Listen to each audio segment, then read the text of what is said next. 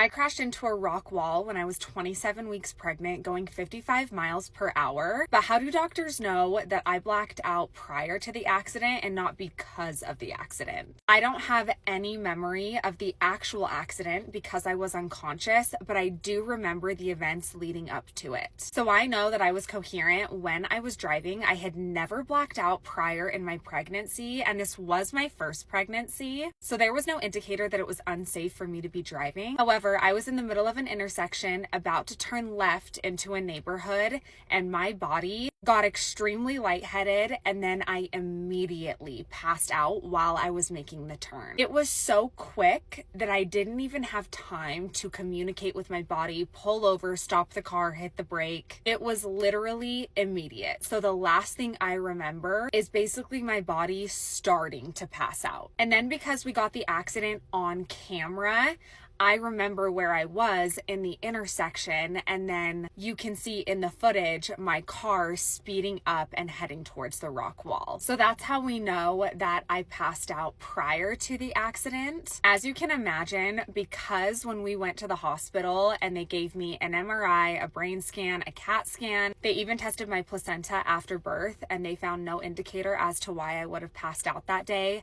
It was extremely scary to move forward with my second pregnancy because we did not know if I was going to black out again. And interestingly enough, I never fainted in my second pregnancy. I never even got lightheaded. So there is really no conclusive answer as to why my first pregnancy went the way that it did. And I was 27 weeks, so I had already had my anatomy scan and everything looked perfectly normal and healthy. So I will say after that incident, it took a lot of courage to move forward with another pregnancy.